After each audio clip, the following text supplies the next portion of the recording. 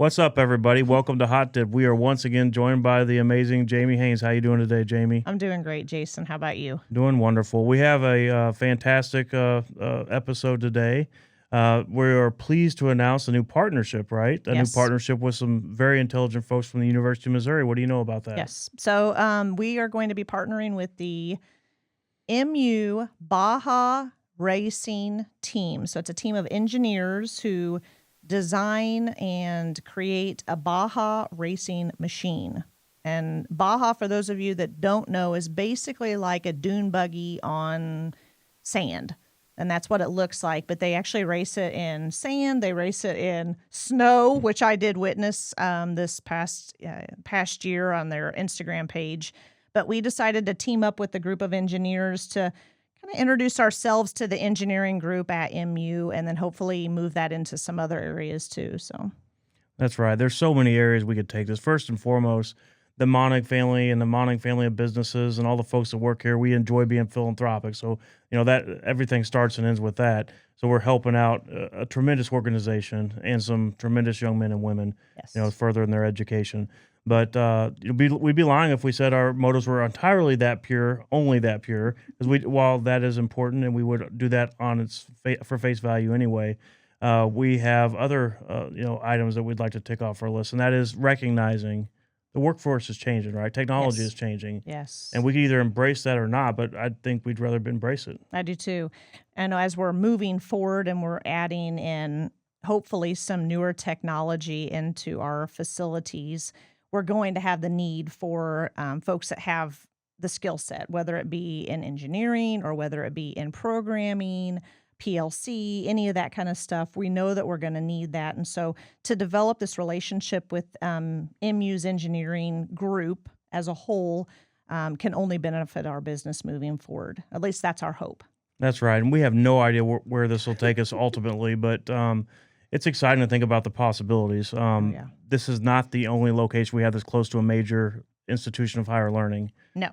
And the folks at Mizzou do compete against lots of other institutions of higher learning. Yes. There's a world that exists where each of our plants could be sponsoring something like this, and we could compete against each other. Rumor has it our group's pretty competitive. Would you agree? Yes. Yes. They're excited to, first of all, I think they haven't actually raced competitively in, I think what they say, 4 years or more. It may have been even longer.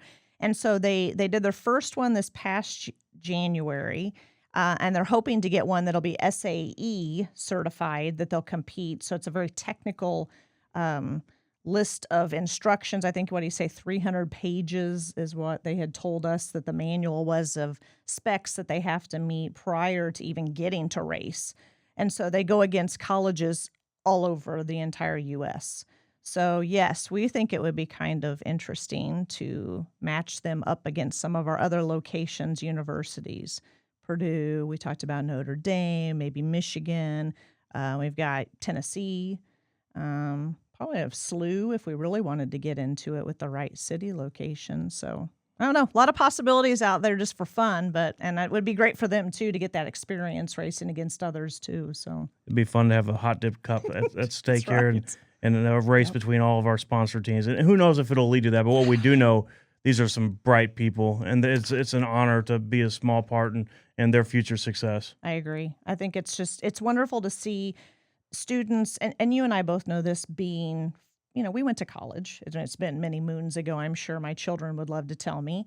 But, you're trying to go to classes, you're trying to hold down part-time jobs, and then you're trying to get experience. And this is just one of the many groups that they offer.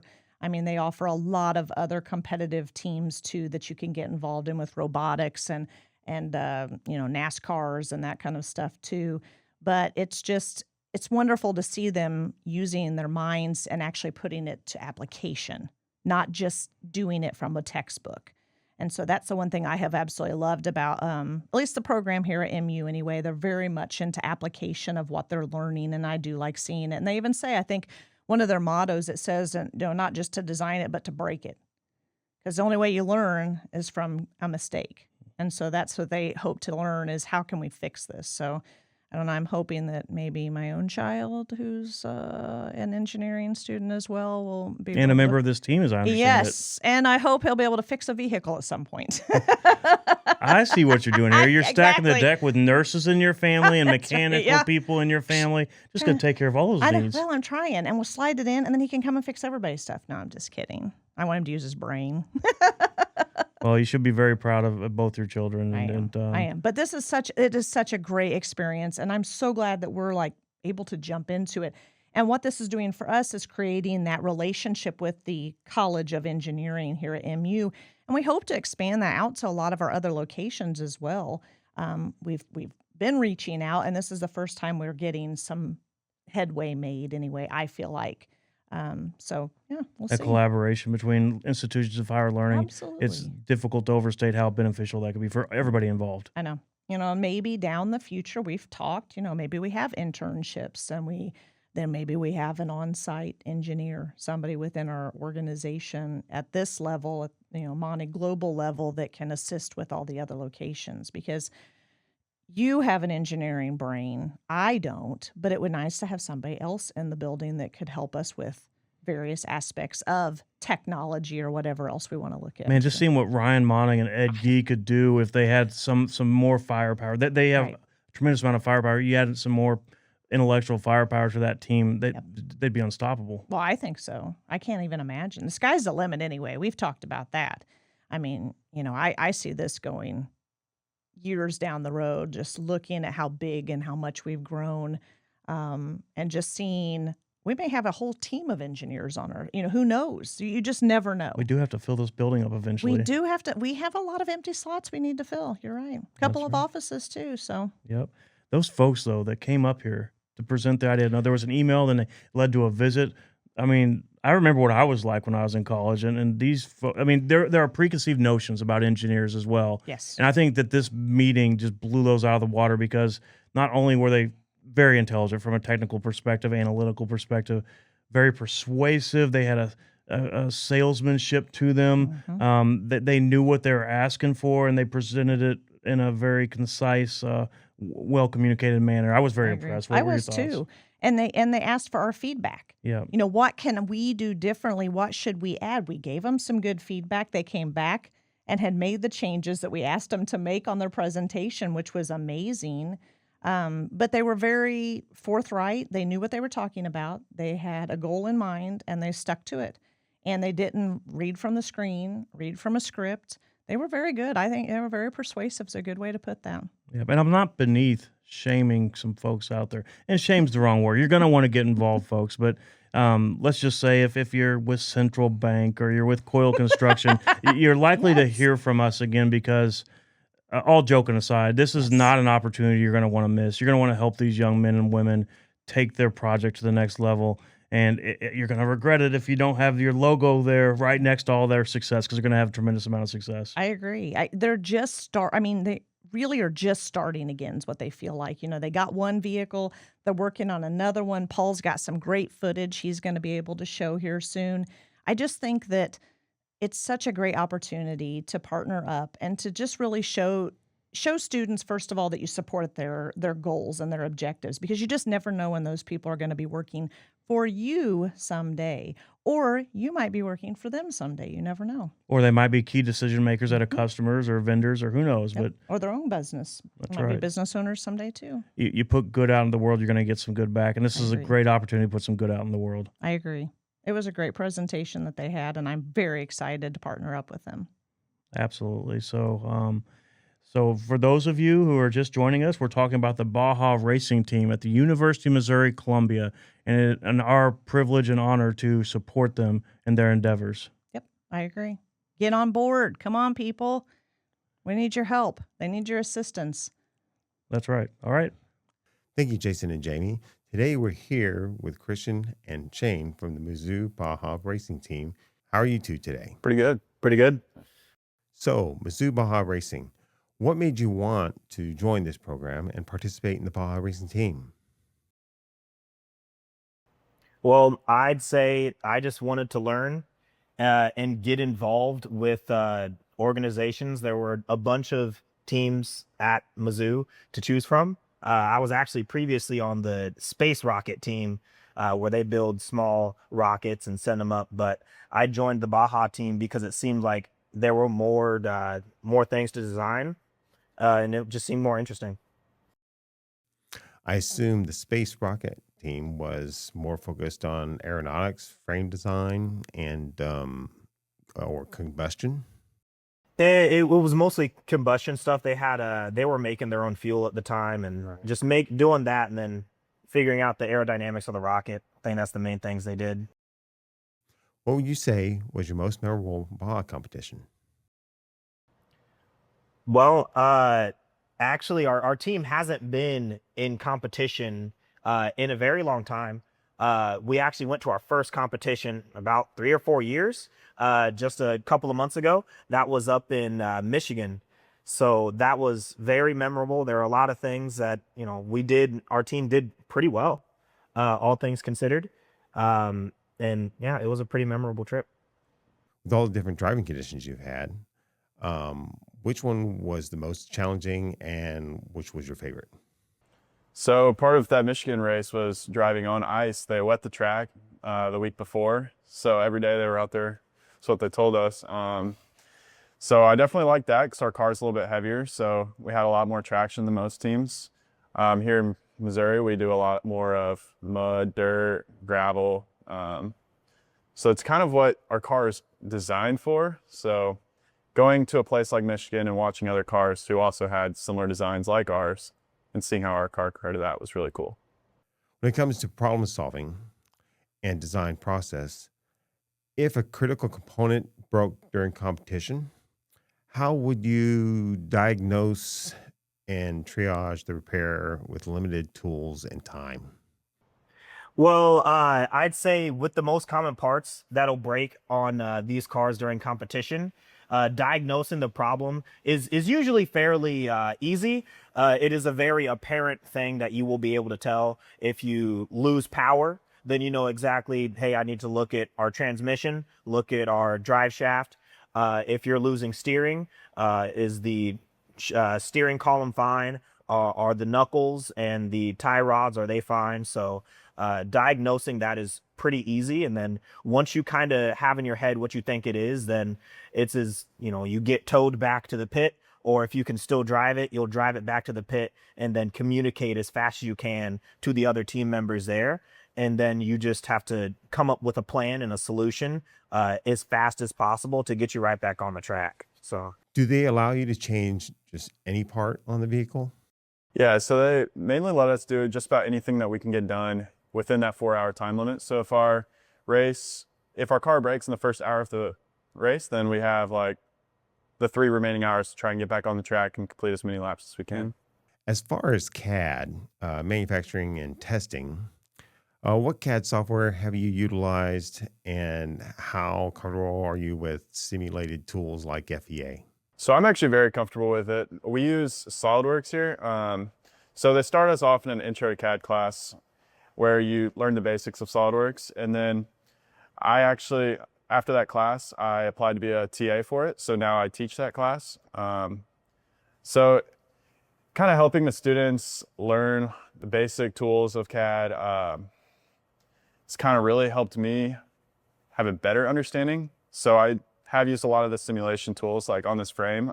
Whenever we designed it, we wanted to make sure that if you were to hit something, like we can apply a force to the simulation and see how much load that frame can take before it breaks.